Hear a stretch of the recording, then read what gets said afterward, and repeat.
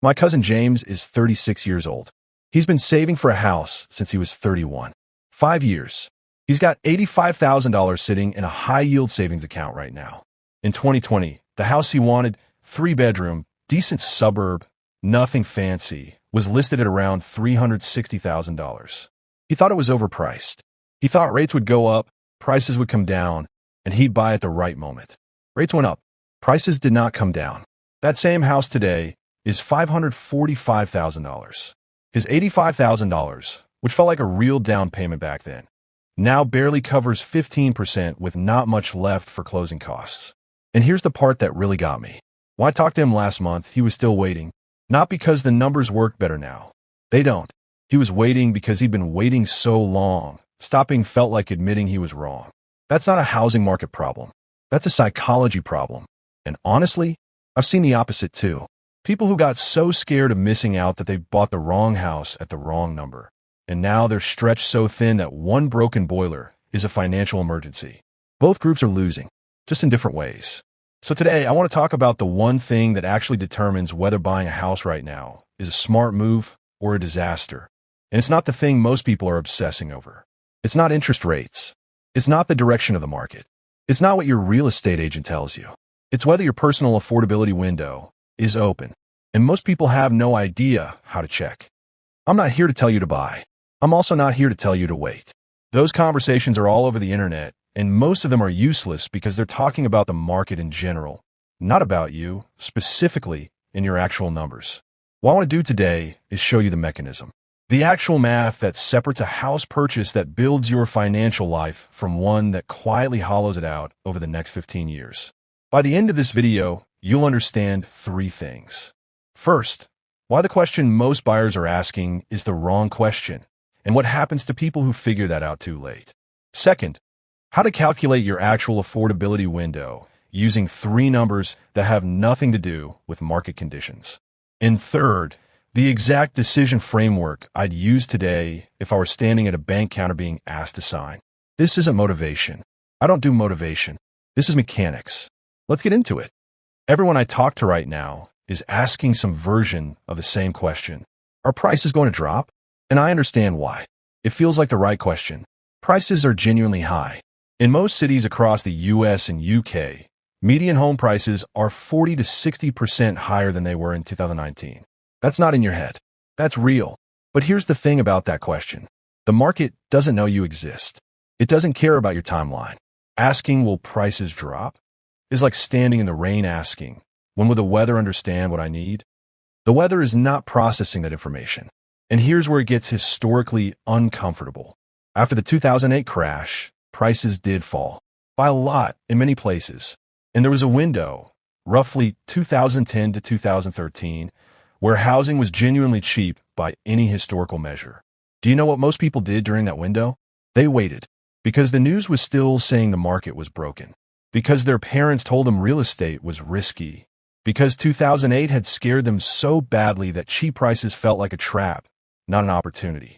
The people who bought in 2011 and 2012, not because they called the bottom, but because the math worked for their income, those people have generational equity now.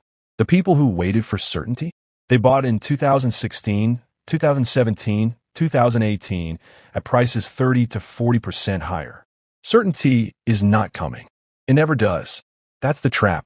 Waiting for the perfect market moment is a strategy that sounds cautious, but is actually just another form of financial paralysis. So if will prices drop is the wrong question, what's the right one? Here's how I think about it.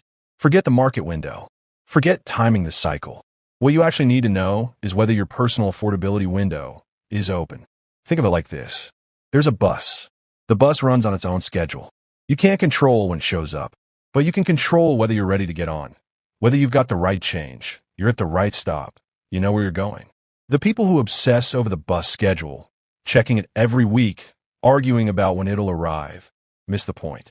The people who quietly get themselves ready, who know their stop, who have the right change, they get on when the bus arrives because they're prepared, not because they predicted it.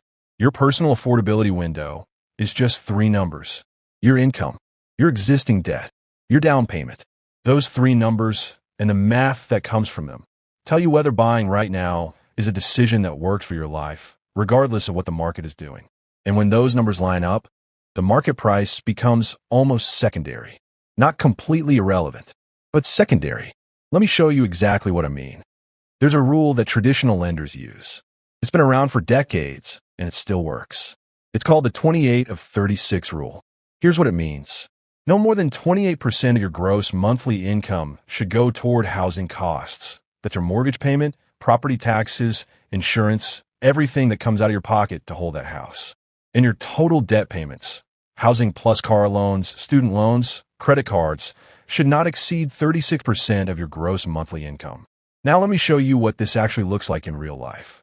Let's say your household income is $90,000 a year. That's $7,500 a month gross. 28% of $7,500 is $2,100. That is your maximum housing payment, not your target, your ceiling. Now, at today's interest rates, let's call it 6.8%, which is roughly where 30-year fixed rates are sitting. A $2,100 monthly payment on a 30-year mortgage covers a loan of around $310,000. If you've saved a 10% down payment, you can afford a house priced at roughly $345,000. Not $450,000. Not $500,000. $345,000. That's the window. Now, maybe that number doesn't work in the city you're in. Maybe $345,000 doesn't buy much where you live. That's real information. That's useful.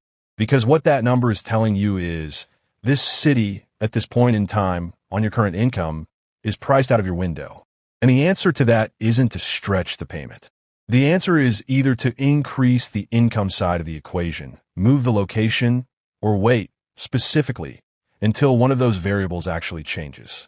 Not waiting for the market, waiting for your math. And there's a version of this that breaks everything, and I need you to hear it because I see it constantly. Someone earns $90,000. The math says $345,000. But they fall in love with a $490,000 house, and they convince themselves it's okay. We'll get raises. We'll cut back on eating out. It's an investment, so it'll appreciate and we'll be fine. So they push the payment to $2,900, $3,100 a month. That's 41% of gross income going to housing. For a while, it feels manageable. Then one of them has a health issue, or the boiler goes, or they have a kid and childcare costs hit. And suddenly 41% of income going to one fixed cost is not uncomfortable. It's suffocating. That is not a housing market story. That is a math story. The market didn't do that to them. The decision did. Let me give you two people I know. Names changed, numbers real. First is Sarah and Mark. Late 30s. Combined income $125,000. They bought in early 2021 at $415,000. Locked in at 3.1%. Monthly payment, $1,780. That's about 17% of gross income.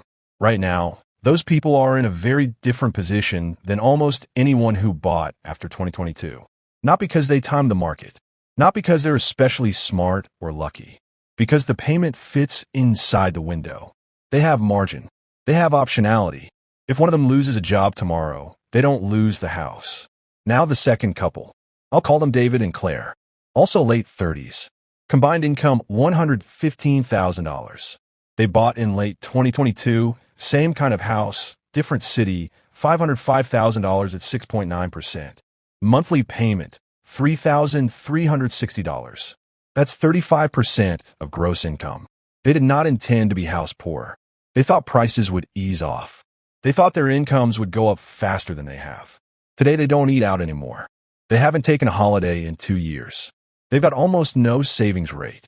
Every month is a calculation. Same housing market. Completely different financial lives. The difference wasn't luck. It was the number they said yes to. Here's the part nobody in real estate wants to say out loud. The urgency you feel when you're house hunting is not random. It's designed. Real estate agents get paid at closing. Mortgage brokers get paid at closing. The news cycle runs on fear.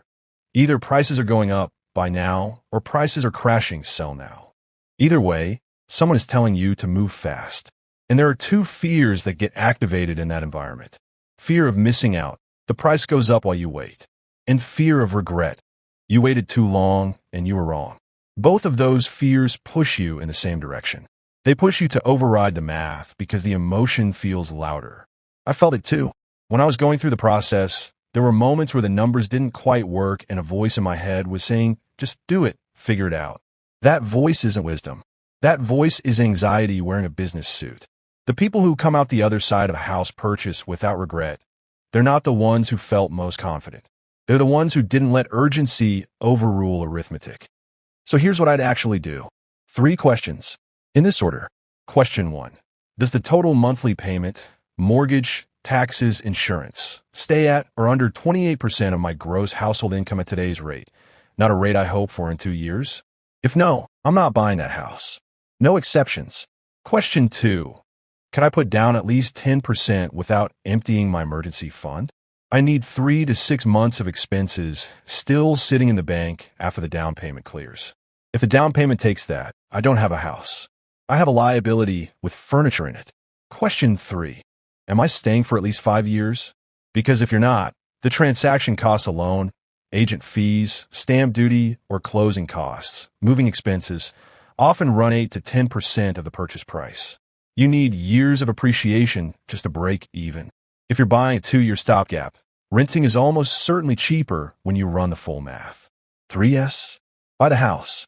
Don't wait for a better moment. The market will do what it does. Your math works. Get on the bus. 1-0. Find out what needs to change, income, down payment, location, timeline, and work that variable. Not the market variable. Yours.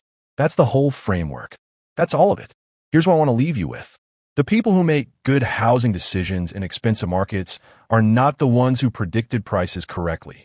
Most of them will tell you they had no idea what the market was going to do. Neither did I. What they did was ignore the noise, the headlines, the predictions, the dinner table opinions, and they ran their own numbers. Honestly, you're not trying to beat the market. You're not trying to call the bottom. You're trying to make a decision that your future self can live with financially and practically for the next decade. The only way to buy a house when prices are this high is to stop asking whether prices are too high and start asking whether this specific house, at this specific number, works for your specific life.